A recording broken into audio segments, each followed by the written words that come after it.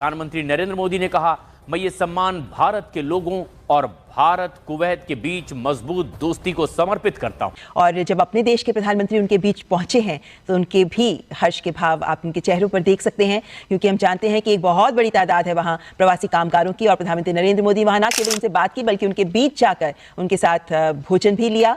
और जिस आत्मीयता के साथ एक परिवार के सदस्य की तरह उनके बीच जाकर प्रधानमंत्री बैठे हैं, ये दिखाता है कि देश कितना महसूस करता है, प्रधानमंत्री स्वयं कितना महसूस करते हैं इन कामगारों को लेकर, क्योंकि ये कामगार हैं जो भारत से वहां गए हैं और वहां की अर्थव्यवस्था में बहुत अहम भूमिका निभा रहे हैं और ये भारत का भी वहां परचम लहरा रहे हैं। क्यों ना करें वो वेलकम यार। प्राइम मिनिस्टर नरेंद्र मोदी जब कुवैत में गए तो सबसे पहले अपने हिंदुस्तान की लेबर कम्युनिटी जो है उनसे मिलने गए, उनसे मिले हैं, उनसे बातचीत हुई है। उनसे क्यों मिले, उनसे पूछा है कि भाई आप लेबर इधर रह रहे हो, आपको खाने पीने की तंगी तो नहीं है, आपकी रिहाइश की तंगी तो नहीं है, आपको गवर्नमेंट की तरफ से कोई तंगी तो नहीं मिल रही। देखें, अगर वो उनको कोई तंगी मिल रही है तो वो उनकी कुवैत की गवर्नमेंट से बात करेंगे कि यार मेरे लोगों को तंगी क्यों मिल रही है। उन्हें मोदी को जरा सुनिए जी। क्या नाम? Ramakrishna sir. Ramakrishna? Yes sir. Andhra में कहाँ से? भीमवरम सर। अच्छा सर कैसे सर आप? मैं वैसा ही हूँ जैसा पहले था। ऐसे पाकिस्तानी कोई चीज़ हम बना रहे हैं अपने मुल्क के अंदर, एज अ पाकिस्तानी हम सिर्फ लोगों को फुद्दू बना रहे हैं। अब इंडिया का प्राइम मिनिस्टर जाता है तो उसकी एक रिस्पेक्ट है।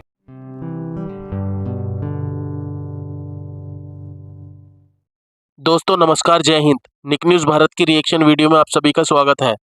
दोस्तों, भारत देश के इतने बड़े लीडर को आम मजदूरों के साथ खाना खाते हुए देखकर पूरी दुनिया हैरान है, पाकिस्तान परेशान है।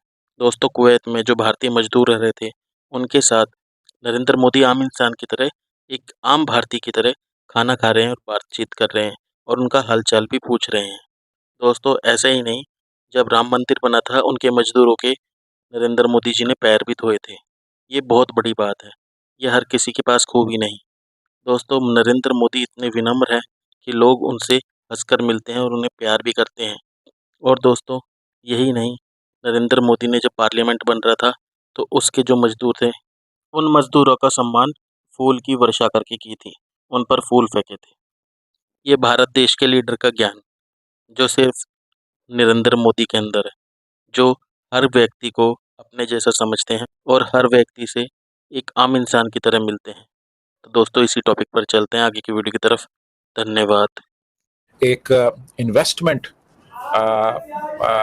MOU भी साइन होगा इन्वेस्टमेंट करने के लिए कि कुवैतीज जो है वो इंडिया में आके इन्वेस्टमेंट करें, और फिर एक डिफेंस एग्रीमेंट जो है वो भी प्लान्ड है इसी विजिट के दौरान। यानी आप ये देखिए कि हमारा एक ब्रादर इस्लामी मुल्क जो है वो हमारे इन्वर्टेड कॉमास में दुश्मन के साथ एक डिफेंस एग्रीमेंट कर रहा है। ठीक है जी। तो ये वाज़ेह तौर पे इस बात का सबूत है कि इंडियंस की जो फॉरेन पॉलिसी है और उनके जो डिप्लोमेटिक रिलेशंस हैं वो बहुत आला और अरफा हैं हमारे मुकाबले में। हमने तो उनको भी नाराज़ कर दिया है जिनसे हमारी दोस्ती हिमालय से ऊंची और समंदरों से गहरी। बिल्कुल ऐसे, लेकिन सर जहाँ पे पैसा इन्वॉल्व होगा और हम उनसे इन्वेस्टमेंट कराएंगे और पैसा वापस नहीं करेंगे तो डेफिनेटली ये प्रॉब्लम तो हमें फेस करनी पड़ेगी। इसके लिए तो हमें तैयार होना चाहिए। क्यों ना करें वो वेलकम यार। प्राइम मिनिस्टर नरेंद्र मोदी जब कुवैत में गए तो सबसे पहले अपने हिंदुस्तान की लेबर कम्युनिटी जो है उनसे मिलने गए, उनसे मिले हैं, उनसे बातचीत हुई है। उनसे क्यों मिले, उनसे पूछा है कि भाई आप लेबर इधर रह रहे हो, आपको खाने पीने की तंगी तो नहीं है, आपकी रिहाइश की तंगी तो नहीं है, आपको गवर्नमेंट की तरफ से कोई तंगी तो नहीं मिल रही। देखें, अगर वो उनको कोई तंगी मिल रही है तो वो उनकी कुवैत की गवर्नमेंट से बात करेंगे कि यार मेरे लोगों को तंगी क्यों मिल रही है। उन्हें रिलीफ मिले, कुवैती दिनार हो ना, 1 दिनार हो, और पाकिस्तानी जो है 904 रुपए बनते हैं। 1 दिनार की बात करूं, पाकिस्तानी 904 रुपए बनते हैं। अब आप आए हिंदुस्तान की तरफ, 1 दिनार हो और हिंदुस्तान के 270 समथिंग कुछ ऐसे बनते हैं, हिंदुस्तान के 275 या 274। फील करता है कि इस मुल्क छोड़ के भाग जाएं। हाँ, यही और बात। लेकिन अब भागे, अगर डंकी लगा के जाएं तो जान का खतरा है। ठीक है, नहीं तो फिर पैसे जोड़े, फिर 35 लाख लगा के जा सकते हैं। पैसे जुड़ेंगे नहीं, आमदनी नहीं है। लंडे का माल खरीदने आया हूँ, अदालत के लिए भी नहीं है, खुद प्राणी उतार के वो भी साल लेगा। इंडिया की इकॉनमी जो है वो is one of the biggest growing economies of the world, right. और उनकी आप देखें, बड़ी गाड़ियों की देख लें, आप मैन्युफैक्चरिंग देख लें, हर किस्म की उनकी गवर्नमेंट की पॉलिसीज जो हैं वो बहुत प्रो अपने बिजनेस हैं, यू नो। और उसके लिए वो प्रमोट करते हैं और उसकी वजह से पूरी दुनिया में उनका नाम है। हमारे मुल्क में अनफॉर्चुनेटली इस पर कोई फोकस नहीं है। ठीक है। कोई हमारी कोई ऐसी बड़ी कंपनी आप उनका टाटा उठा लें, उनका अलायंस, अंबानी, अडानी, वो तो बेशुमार है। अगर आप टॉप 50 देखें उनमें से 40 जो है इंडियन है। ठीक है। अनफॉर्चुनेटली हमारे पाकिस्तान में कोई भी नहीं है और उसमें हमें हमारी जो मुल्क की पॉलिसीज़ हैं वो इस पर फोकस ही नहीं कर रहे। हम अपने ही अंदरूनी मामलों में फंसे हुए हैं कि हम देख ही नहीं रहे कि हमारे मुल्क में इकॉनमी कैसे बेहतर हो और लोगों से कैसे करें। और इंडिया की ऑब्वियसली गवर्नमेंट जो है इस बारे में बहुत ज़्यादा प्रोएक्टिव है। वो दूसरे ममालिक में जाकर उनसे बात करते हैं, अपना बिज़नेस को पोर्ट्रे करते हैं और फिर अपनी जो लोकल कंपनी को सपोर्ट करते हैं। सर, अरब ममालिक, कहीं आप भी पाकिस्तान में रहे, पढ़े, यहाँ पर हमें एक वर्ड कहा जाता था कि अरब ममालिक, इस्लामिक ममालिक हमारे दोस्त हैं, ये बहुत वर्ड यूज़ होता था। अब कहीं ना कहीं यूएई ने हमें बैन कर दिया, सऊदी अरेबिया भी इस बारे में सोचने जा रहा है कि हम बैन कर दें, और कतर, कुवैत, इस तरह के ममालिक में हम बहुत छोटी पोस्टों के ऊपर काम हमारे पाकिस्तानी कर रहे हैं। क्या रीज़न समझते हैं कि इंडिया को इतना क्यों प्रेफर किया जाता है, और जब उनके वज़ीर आज़म वहाँ जाते हैं तो ट्रेड की बात करते हैं, हमारे वहाँ जाके आपके ख्याल में ट्रेड की बात करते हैं या कुछ और?